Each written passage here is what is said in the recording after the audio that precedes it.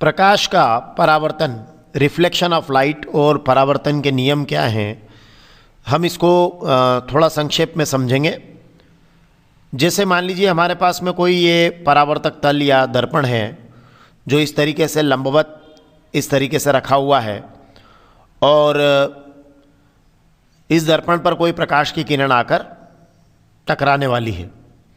ये पॉलिश किया हुआ सरफेस है पीछे की तरफ और ये ऊपर की तरफ जो चमकीला सरफेस है ये इसका परावर्तक तल है। तो जब भी प्रकाश की कोई किरण इस तरह से आपतित होती है तो ये परावर्तक तल पर जब प्रकाश की किरण इस तरह से आपतित होती है तो जो आने वाली किरण होती है इसको हम बोलते हैं आपतित किरण। तो ये परावर्तक तल पर ये प्रकाश की किरण आई तो आने वाली किरण को हमने कहा आपतित किरण। अब ये इस परावर्तक तल से या इस सतह से टकराकर लौटेगी, तो जो टकराकर अगर ये उसी माध्यम में लौट जाती है तो हम कहते हैं परावर्तन हुआ। तो देखिए ये प्रकाश की किरण आई, इस तरह से तीर का निशान देखिए, तो आने वाली किरण को हमने कहा आपतित किरण। और अब ये इस तरीके से अगर हम देखें तो यहाँ ये जो बिंदु है आपतन बिंदु, इस पर हम एक अभिलंब डाल लेते हैं तो ये हमारी अभिलंब की रचना हो जाएगी। ध्यान रखिएगा कि जब भी प्रकाश की किरण किसी सरफेस पर जहाँ आकर जिस बिंदु पर मिलती है उस बिंदु पर जो लंबवत रेखा होती है उसको हम कहते हैं अभिलंब। तो ये लंबवत रेखा अभिलंब है, ये काल्पनिक रेखा है और ये अभिलंब है हमारा, आपतन बिंदु पर अभिलंब बोला जाता है इसको। तो अब ये प्रकाश की किरण क्या होगा कि ये हमारा अभिलंब ड्रॉ हमने कर लिया। अब ये प्रकाश की किरण टकरा कर क्या होगी, लौटेगी। तो ये इस तरह से देखिए लौट गई है। तो ये प्रकाश की किरण यहाँ इस तरीके से टकरा कर लौट गई है। तो आपतन बिंदु पर देखिए आपतित किरण और ये परावर्तित किरण दोनों इस पॉइंट पर, इसी पॉइंट से, क्योंकि आपतित किरण भी इसी बिंदु पर आएगी और परावर्तित किरण भी इसी बिंदु से जाएगी। तो यहाँ आप ध्यान रखिएगा और इसी पर आप ये लंबवत रेखा खींचिएगा जिसको हम अभिलंब कहेंगे। तो ये हमारी हो गई परावर्तित किरण। ये देखिए आपतित किरण और ये हुई हमारी परावर्तित किरण और ये है अभिलंब, ठीक है ना। तो हमने जो प्रकाश के परावर्तन को समझा वो ये है कि प्रकाश का किसी सतह से टकराकर, ये सरफेस से टकराया और सतह से टकराकर माध्यम के उसी ओर लौटना, ठीक है ना, मतलब उसी माध्यम में लौट जाना, ये कहलाता है प्रकाश का परावर्तन।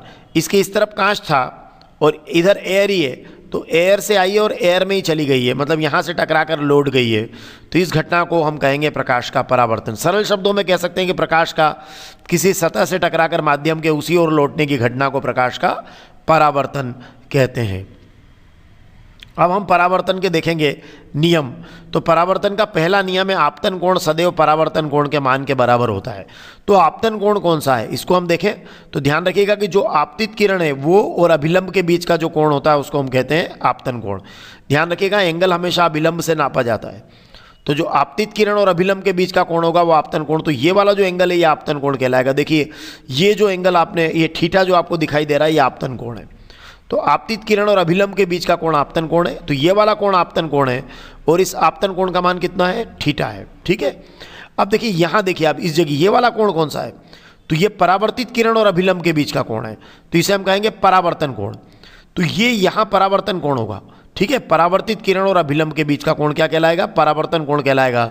और इसका मान भी क्या होगा, इसका मान भी होगा थीटा, क्योंकि आपतन कोण का मान सदैव परावर्तन कोण के मान के बराबर होता है प्रकाश के परावर्तन की घटना में। परावर्तन दो तरह का होता है, एक नियमित परावर्तन और एक अनियमित परावर्तन। तो जब परावर्तन किसी चमकीली सतह से होता है तो हम बोलते हैं ये नियमित परावर्तन है, और अगर खुरदुरी सतह से होता है तो हम कहते हैं वो अनियमित परावर्तन है।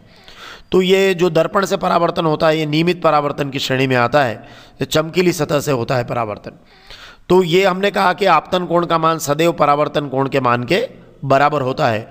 तो ये आपतन कोण देखिए आपतित किरण और अभिलंब के बीच का कोण आपतन कोण या थीटा है, और परावर्तित किरण और अभिलंब के बीच का कोण परावर्तन कोण भी कितना है, थीटा है। तो ये दोनों मान बराबर होंगे। अगर ये 45 डिग्री होगा, मतलब ये प्रकाश की किरण अगर 45 डिग्री पर आएगी, मतलब अभिलंब और आपतित किरण के बीच का कोण 45 डिग्री होगा, तो परावर्तित किरण और अभिलंब के बीच का कोण भी 45 डिग्री होगा, मतलब आपतन कोण का मान सदैव परावर्तन कोण के मान के बराबर होगा। और दूसरा जो हमारा महत्वपूर्ण नियम है वो ये है कि ये जो आपतित किरण है ये और ये परावर्तित किरण, ठीक है। और आपतन बिंदु के ऊपर जो ये अभिलंब है ये हमेशा एक ही तल में होंगे, मतलब ये तीनों क्या होंगे, एक ही तल के अंदर होंगे। मतलब तीनों की तीनों, आपतित किरण, परावर्तित किरण और अभिलंब एक ही तल में होंगे। मतलब इस तरीके से देखिए तीनों एक ही तल के अंदर होंगे। तो ये हमारा दूसरा नियम है कि आपतित किरण, परावर्तित किरण और अभिलंब हमेशा क्या होते हैं, एक ही तल के अंदर होते हैं। तो ये है प्रकाश का परावर्तन, कि प्रकाश का किसी सतह से, जैसे यहाँ कोई आपने इस तरीके से कांच लगा दिया तो प्रकाश का किसी सतह से टकराकर माध्यम के उसी ओर लौटने की घटना को प्रकाश का क्या कहते हैं, परावर्तन कहते हैं। तो ये आपतित किरण ये आई और ये टकरा कर लौटी, इसको बोलेंगे परावर्तित किरण। और इस बिंदु पर जो लंबवत 90 डिग्री की रेखा है उसको हम बोलेंगे अभिलंब। और आपतित किरण और अभिलंब के बीच का कोण आपतन कोण है, इसका मान, और परावर्तित किरण और अभिलंब के बीच का कोण परावर्तन कोण, इसका मान आपस में क्या होगा, बराबर होगा। मतलब ये दोनों सदैव क्या होंगे, बराबर होंगे। और आपतित किरण, परावर्तित किरण और आपतन बिंदु के ऊपर ये जो अभिलंब है ये हमेशा एक ही तल के अंदर होंगे। ये हमारे परावर्तन के क्या हैं, नियम है। धन्यवाद।